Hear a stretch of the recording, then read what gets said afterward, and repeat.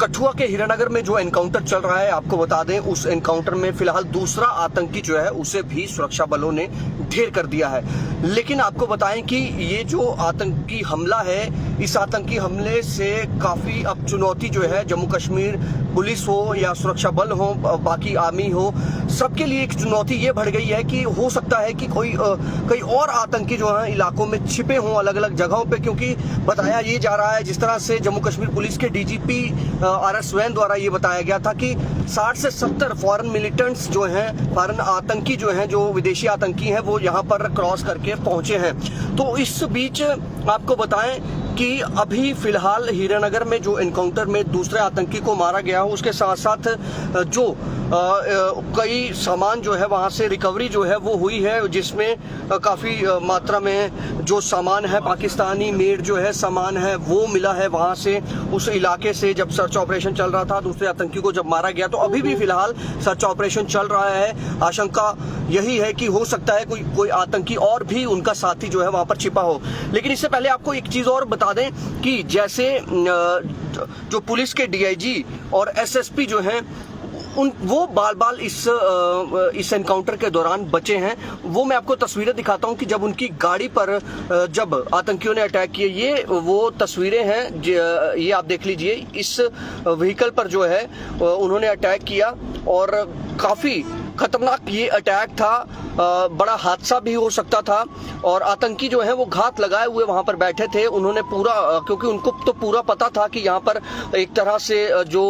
Security forces हैं वो यहाँ पर इस इलाके में लगातार आ रही हैं, पूरा कॉर्डन करने की कोशिश की जा रही है ताकि आतंकियों को मार गिराया जाए। तो उस बीच उन्होंने इस गाड़ी पर अटैक कर दिया और DIG SSP जो है वो इस अटैक में जो है वो बचने में पूरी तरह से वो कामयाब हो जाते हैं, निकलने में पूरी तरह सेफ तरीके से निकलने में कामयाब हो जाते हैं। तो लगातार यहाँ पर आपको बता रहे हैं कि हीरानगर में जिस तरह से जो आतंकी हमले में एक स्थानीय निवासी जो है वो भी इंजर्ड है। हालांकि कल तो कई सारी खबरें चल रही थी, लेकिन उन खबरों का खंडन कर दिया था जम्मू कश्मीर पुलिस ने रात को कि अफवाहों पर ध्यान न दें, गलत किसी भी खबर को ना फैलाएं, क्योंकि कई सारे व्हाट्सएप ग्रुप्स में ये बताया जा रहा था कि अलग अलग चीजें बताई जा रही थी कि ये हो गया, फला हो गया, ऐसा हो गया, लेकिन वो सारी अफवाहें थी। किसी के जान की,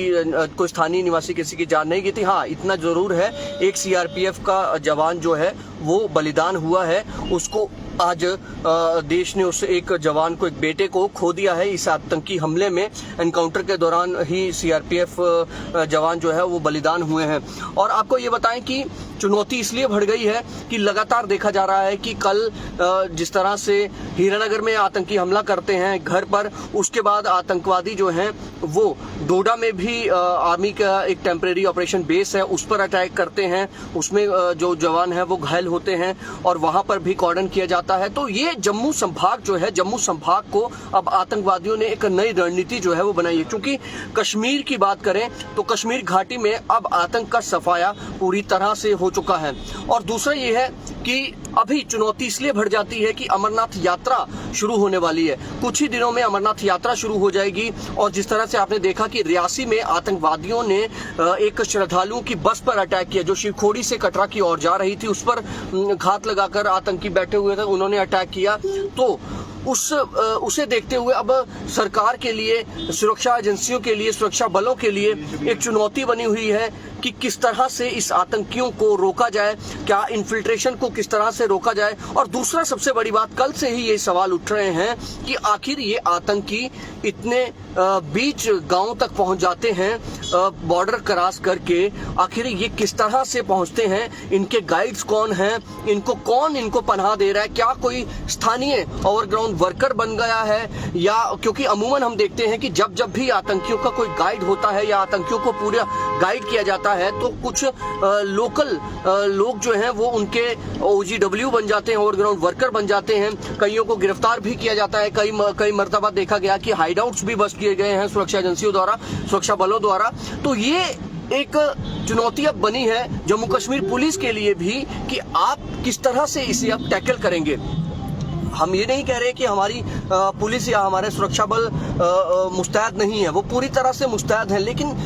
ये अब इस पर समीक्षा करने की जरूरत है, मंथन करने की जरूरत है कि आखिर ये आतंकवादी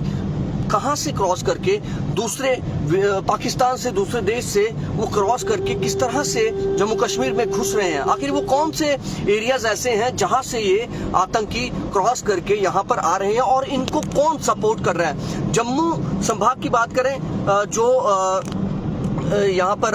अगर बात की जाए कठुआ हो, सांबा हो या फिर डोडा, किश्तवाड़, बनी जैसे, भद्रवा जैसे इलाके हों, यहाँ पर जो लगातार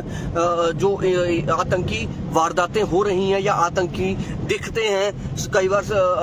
बसंतगढ़ में देखा कि डुडू बसंतगढ़ में किस तरह से एक वीडीजी ने उनका मुकाबला करते करते उसने शहादत दे दी। ये सारी चीजें हमने जब देखी तो काफी इसमें सोच विचार करने की बात बनती है। और दूसरा आपको बताएं कि हाई अलर्ट पर है जम्मू कश्मीर जिस तरह से, और लेकिन अटैक जो है फिर भी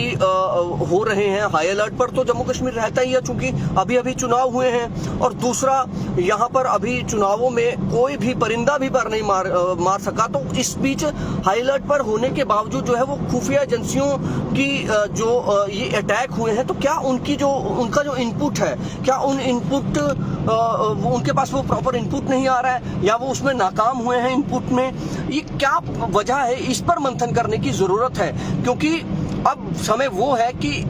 ये वो दौर आ रहा है वापस जब जम्मू संभाग में आतंकवाद एक चरम सीमा पर हुआ करता था। कितने दर्जनों लोग जो हैं वो मौत के घाट आतंकी उतार देते थे। किश्तवाड़, डोडा की बात करें, बसंतगढ़ की बात करें, इन इलाकों में जो आतंकी थे किस तरह से उन्होंने दहशत फैलाई हुई थी। तो ये अब सरकार को चाहिए, जम्मू कश्मीर पुलिस को चाहिए, गृह मंत्रालय को चाहिए कि यहाँ पर एक समीक्षा की जाए, ताकि आगे आने वाले दिनों में आपकी अमरनाथ यात्रा है, आपने विधानसभा चुनाव करवाने हैं, आपने लोकसभा चुनाव जिस तरह से बिल्कुल समूह तरीके से करवा दिए, तो वो चुनाव भी आपको इसी तरह से करवाने, यात्रा के बाद आपको चुनाव अगर करवाने हैं तो इसी तरह से आपको मुस्तैद रहना होगा और रिव्यू करना होगा कि भैया ये आतंकी जो है इन्हें पनाह कौन दे रहा है, कौन है इनके पनाहगार, कौन है इनके हमदर्द जो यहाँ पर बैठकर इनको पूरा गाइड कर रहे हैं। आप देखिए, हीरानगर से अगर आतंकी पहुंचते हैं या चढ़वाल से या राजबाग, कठुआ के नीचे वाले इलाके से, हरियाचक से अगर होके वो निकलते हैं, कहाँ वहां तक मेला मोड़ हाईवे क्रॉस करके मेला से आगे ऊपर पेइया जो गांव है वहां तक अगर बताया जा रहा है कि वहां तक पहुंचते हैं, ये सूत्र बता रहे हैं। तो वहां से वो आगे पूरा इलाका मिलता है, जो बेई नाला है उसके आगे पूरा जाके वो इलाका पूरा रामनगर से मिलता है। तो यहाँ तक अगर आतंकी पहुंचते हैं, वो किस तरह से पहुंच जाते हैं, इनको कौन गाइड कर रहा है, इनको खाने पीने का सामान, जो छोटा मोटा सामान तो ये साथ रखते हैं, लेकिन बाकी खाना पीना कहाँ से इनको हो रहा है, पनाह कौन दे रहा है, ये सबसे बड़ा सवाल है। लेकिन जम्मू संवाद जो है वो सीआरपीएफ के उस बलिदानी जवान को जो है सैल्यूट करता है और नम आंखों से श्रद्धांजलि भी हम देते हैं कि उस जवान को